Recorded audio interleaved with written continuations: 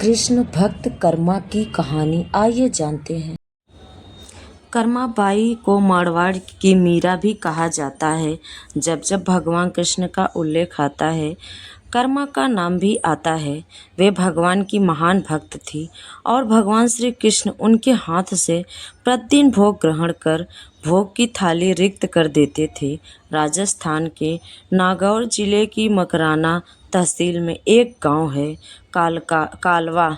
इस गांव में जीवन राम डूटी के घर 1615 ईस्वी में एक पुत्री का जन्म हुआ। भगवान की बहुत मन्नतें मांगने के बाद इनका जन्म हुआ था। नाम रखा गया कर्मा। कर्मा के चेहरे पर एक अनोखी आभा रहती थी।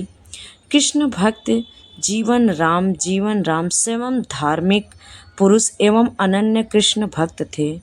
उन्होंने भगवान के नाम मदन मोहन से अपने घर में कृष्ण भगवान का मंदिर बनवा रखा था। वे प्रतिदिन भगवान कृष्ण की पूजा करते और भोग लगाते तथा भगवान को भोग लगाने के बाद ही भोजन ग्रहण करते थे। यह उनके घर का नित्य का नियम था। इसी प्रकार समय बीतता गया। कर्मा बाई प्रतिदिन अपने पिता को श्री कृष्ण भगवान की पूजा करते देखती, उनको भोग लगाते देखती। यही सब देखते सीखते कर्मा बाई का बचपन बीत रहा था। बचपन से ही उस नन्ही कर्मा में भक्ति भाव के संस्कार थे। इन्हीं संस्कारों के बीच पलते बढ़ते कर्मा 13 वर्ष की हो गई। कर्मा का खिचड़ा। एक बार जीवन राम को कार्तिक पूर्णिमा स्नान के लिए पुष्कर जाना था। उनकी पत्नी भी उनके साथ जा रही थी। वे कर्मा को भी साथ ले जाना चाहते थे, लेकिन एक समस्या आ गई। उनकी अनुपस्थिति में भगवान को भोग कौन लगाता। इसलिए उन्होंने कर्मा को यह जिम्मेदारी सौंपी और बोली, पुत्री, हम दोनों पुष्कर स्नान के लिए जा रहे हैं। तुम सुबह भगवान को भोग लगाना और उसके बाद ही भोजन करना।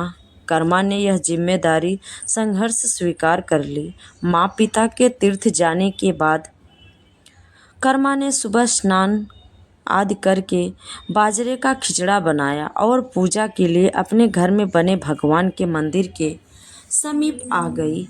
भोग की थाली भगवान के सामने रखकर हाथ जोड़कर बोली, हे प्रभु, भूख लगे तो भोग लगा हुआ है, आप भोग ग्रहण कर लेना। तब तक मैं घर के और काम कर लेती हूँ। भगवान द्वारा भोग ग्रहण नहीं करना। इसके बाद वह काम में जुट गई। बीच बीच में वह थाली देखने आती, लेकिन भगवान ने खिचड़ा नहीं खाया था।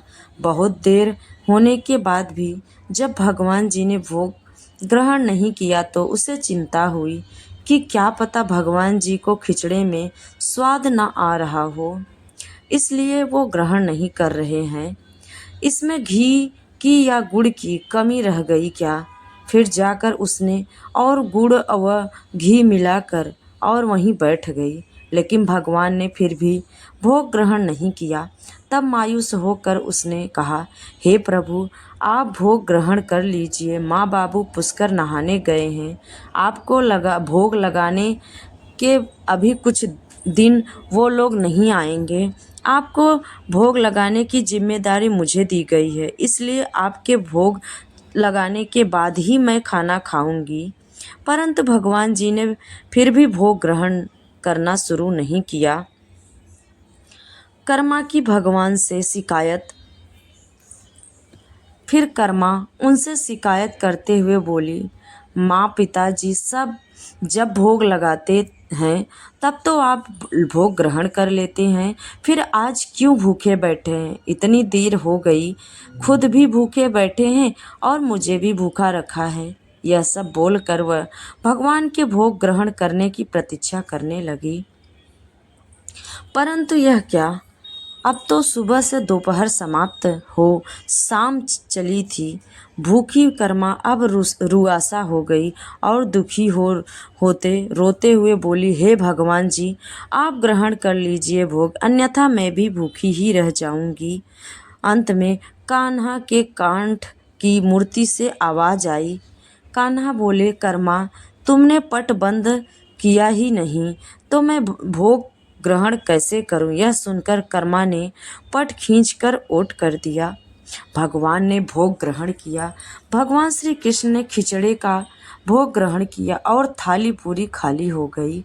कर्मा ने पलटकर देखा तो भोग की थाली में भोग नहीं बचा था। तब कर्मा बोली, भगवान जी, इतनी सी बात थी तो पहले बता देते, खुद भी भूखे रहे और मुझे भी भूखी रखा। इसके बाद कर्मा ने खिचड़ा खाया। अब तो प्रतिदिन कर्मा खिचड़ा बनाती और भगवान जी को भोग ग्रहण करने आते। इसी बीच उसे लगने लगा कि उससे सबसे पहले भगवान को भोग लगा देना चाहिए। क्या पता उन्हें जल्दी भूख लग जाती हो। साफ सफाई नहाने धोने के कारण भगवान के भोग में देर हो जाती हो। फिर वह सबसे पहले उठकर भोग बनाती और प्रभु को भोग लगा देती। फिर अपने दिन भर के काम करती।